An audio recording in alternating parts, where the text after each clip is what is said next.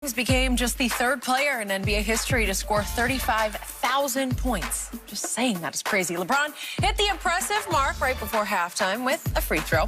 He's closing in on Karl Malone and Kareem Abdul-Jabbar, who are the only career scoring leaders still ahead of him. Shannon, how impressive is this by LeBron?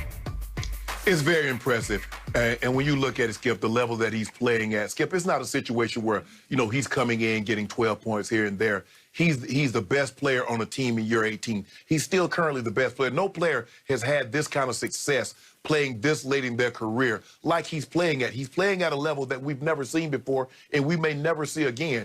To have this many points, to have this many assists, and to have the owners. Skip, look, there's only two guys that have more points than LeBron James. And the guys, if you look at it, Will only is the one that that's in the 30,000 that has more, obviously has more, they're big guys. Kareem has more rebounds, Karl Malone, and Will. But when you look at Kobe, you look at Dirk, you look at Jordan, Skip, they can't touch it with the number of rebounds and assists that he has.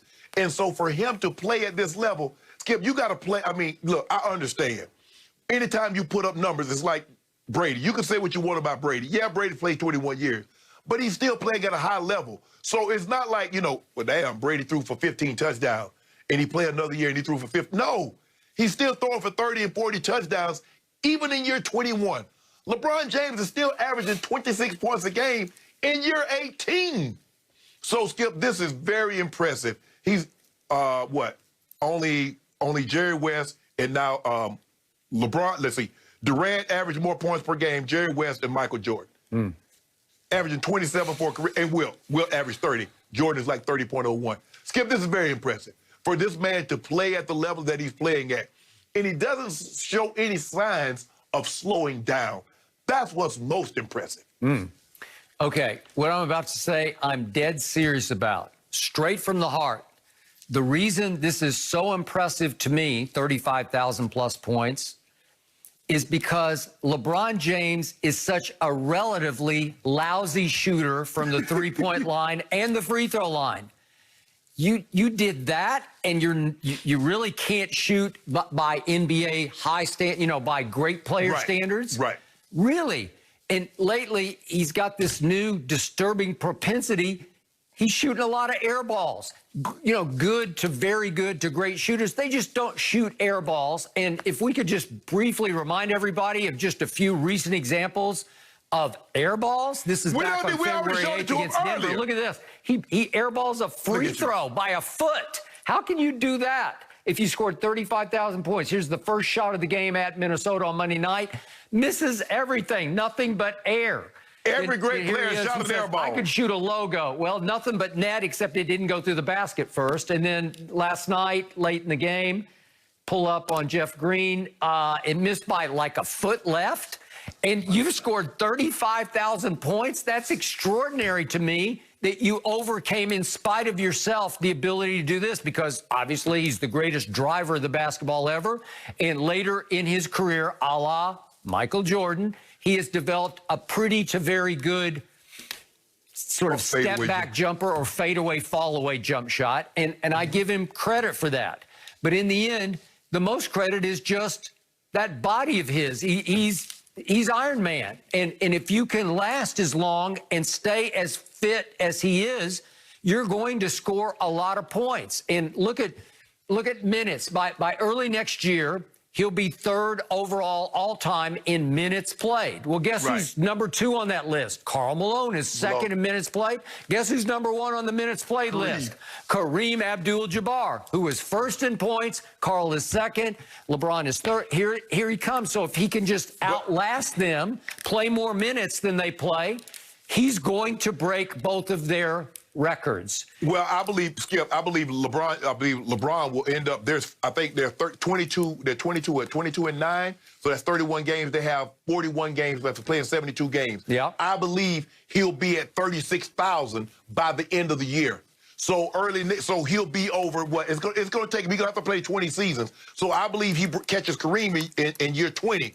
So he'll be over 37,000 at the end, almost 37,500 at the end of next year. I got it. But just to keep this in big picture perspective, when he's chasing the GOAT, Michael Jeffrey Jordan, He has played, LeBron, 223 more games than Jordan played and 8,579 more minutes than Michael played, because Michael just didn't last as long, obviously, as LeBron has lasted. Right. And guess what, Skip? The thing is, you mentioned that God gave him that body. Yep. God gave a lot of guys bodies, but they didn't take care of those bodies like LeBron did. Totally vouch for that. I'm with you. So I endorse. I co-sign. It has to be. But, Skip, I think what's amazing is all the things that you mentioned, what makes LeBron so unique is because he isn't a great shooter. Nope. He isn't a great free throw shooter. He found ways to become great, I agree, even though he had limitations in other areas. Well said. Yeah. Agreed. All right. I can't believe I'm actually saying this next one. Did a TV commercial last night reveal the Lakers actually do have their own big three?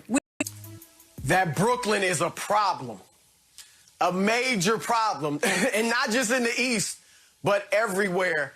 Look, I get that AD and Dennis Schroeder out. Those are two of the Lakers' best defenders. But the numbers show the Lakers are still stellar. In fact, they actually show they're better defensively with those two off the floor. I don't agree with that, but they still are a stellar defensive team without them on the floor. And they couldn't do anything with Brooklyn. I mean, Brooklyn ran roughshod over them without KD, so it kind of balanced out that KD's out, AD and Schroeder out. The fact for Brooklyn is this. They can get an open shot anytime they want to.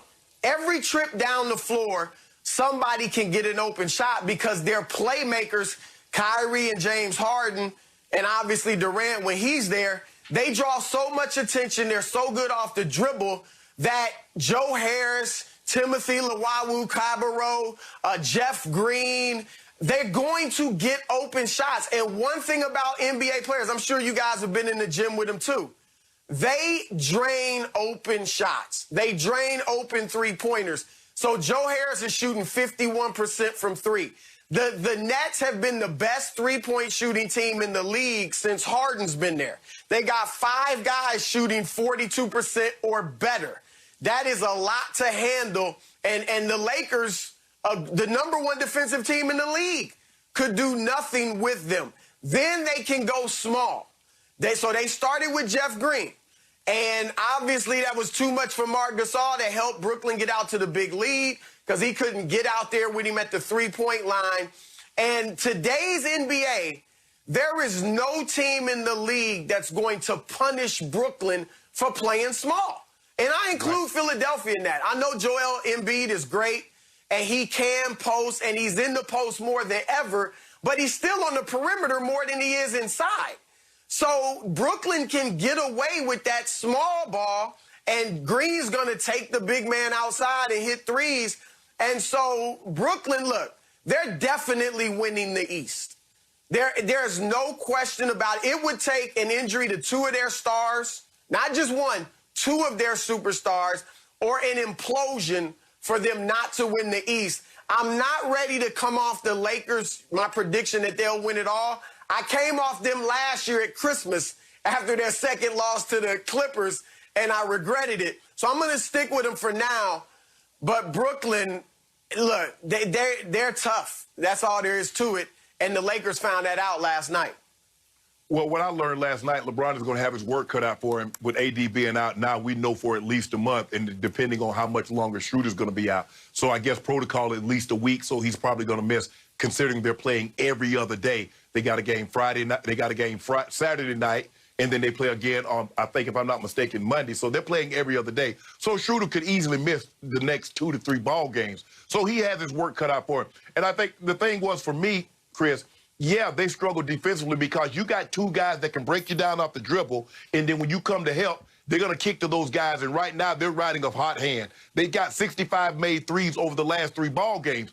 But the problem that the Lakers run into is that if you can't defend, you got to be able to score. You see the problem with what the Brooklyn Nets can do. While they might have a trouble stopping you, they're going to put points on your head also. Well, when you minus 30 at the three-point line, Chris, you're going to lose a lot of those games. You're going to lose probably 8 to 9 of those 10 games if you're minus 30, considering the team is getting up 39 and they're making 18. They shot 46% from the 3. Joe Harris, 5 of 6. TLC, didn't miss but a handful. Shannon was great from the three. And when they go small, everybody is live from the three-point line. So now, unless Marc Gasol is going to make Jeff Green pay the ultimate price and punish him, get your 14, get your 16. He's of no use to you because he can't get you enough rebounds to